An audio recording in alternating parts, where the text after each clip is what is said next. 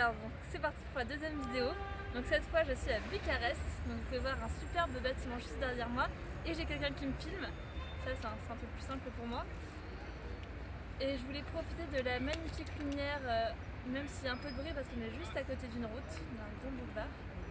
On est arrivé hier à Bucarest, après avoir passé la journée à faire du stop. On a attendu genre très longtemps au bord d'une route très poussiéreuse, mais sinon ça s'est globalement bien passé, c'était chouette. Alors, donc la dernière vidéo date d'il y a 2 semaines, du coup ça va être plus rapide que celle d'avant. Alors, j'étais dans une ferme à ce moment-là, donc on est resté jusqu'à la fin de la semaine dans la ferme. Après on est allé dans une ville qui s'appelle Brasov, mais en fait on s'est vraiment fait chier là-bas, enfin c'était pas terrible et j'étais un peu malade donc c'était vraiment pas terrible. En gros on est monté en haut d'une colline et c'est tout, sinon on est resté à l'auberge, donc c'était pas le meilleur moment de mon voyage, mais ça arrive. Et après par contre on est allé à Cluj et alors là c'était absolument génial, j'ai adoré cette ville, c'est vraiment une ville où je me verrais bien vivre. C'est un peu comme Nantes, il y a 400 000 habitants donc je pense que c'est un peu comme Nantes, mais c'est la deuxième plus grande ville de Roumanie. Il y a plein d'étudiants, il y a plein de cafés, d'assos, enfin c'est vachement vivant. On a été pendant la Saint-Patrick, du coup c'était vraiment sympa. On a recroisé une américaine qu'on avait vue dans une autre auberge, c'était vraiment très chouette. Donc je pense que je retournerai à Cluj et je vous recommande vraiment d'y aller si vous aimez les villes de taille moyenne et qui ont de l'animation. Après ça on est dans une autre ferme avec un jeune couple de néerlandais, donc voilà, on est en Roumanie, on passe beaucoup de temps avec les néerlandais, mais ça arrive. Et c'était au milieu de nulle part, au milieu de petites montagnes, plutôt des grandes collines. Et c'était vraiment chouette, on a construit un poulailler, un grand poulailler. On a passé beaucoup de temps sur ce poulailler, mais c'était cool. Et c'était chouette parce qu'il y avait aussi des gens d'autres nationalités, il y avait un Allemand et une Américaine. Ça fait toujours plaisir de rencontrer des gens pour voir un peu les différents modes de vie, même si c'est pas des gens du pays, c'est toujours assez enrichissant. Et du coup maintenant on est à Bucarest.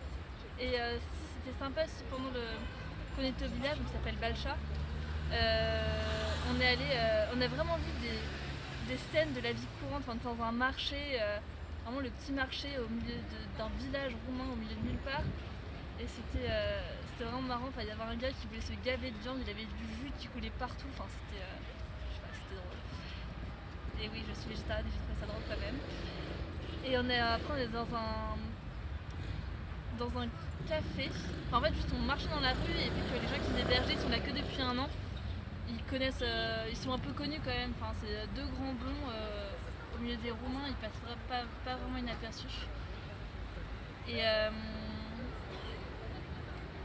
Et donc on était dans ce café et je sais pas, on était en début d'après-midi, ils étaient là avec leur bière et c'était vraiment une scène de la vie quotidienne, c'était vraiment c'était marrant, à un moment ils avaient donc, notre hôtesse était enceinte de je sais pas 6 mois environ, donc ça se voyait bien. Et un des gars servait des verres de bière autour de la table, il lui a envoyé le contenu de la bouteille dessus. Donc pour une femme enceinte qui ne veut pas boire de bière, c'était assez marrant. Et donc on reste à Bucarest juste 2 jours, puisqu'on doit retrouver mes parents le 7 avril, donc c'est bientôt. Après on va aller à Constanța, donc sur la mer Noire, et ça nous laissera en gros 1 semaine pour aller tranquillement vers Sofia, où on devra traverser toute la Bulgarie, juste traverser la frontière pour arriver à Sofia. Donc on pourra s'arrêter dans d'autres villes, dans des villes avant, peut-être des petits villages si on en trouve. C'est bien d'alterner villages et villes.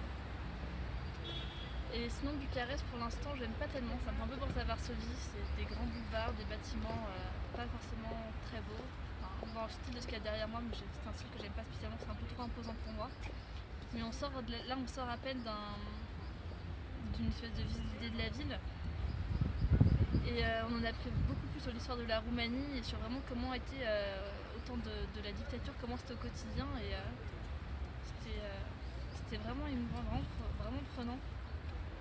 Parce qu'on sait que c'est la dictature, mais quand on l'a pas vécu et qu'on n'a pas tant discuté avec les Roumains qu'on a rencontrés, parce que c'est pas un sujet qu'on peut aborder facilement, c'était vraiment fort d'entendre comment c'était le rationnement, pas du chauffage 1 heure par soir, même quand il fait moins 20 degrés en hiver. La télé 2 heures par soir, 10 minutes de programmes sympas et tout le reste de propagande. L'avortement illégal, donc des dizaines de milliers de femmes qui sont mortes en faisant des avortements illégaux.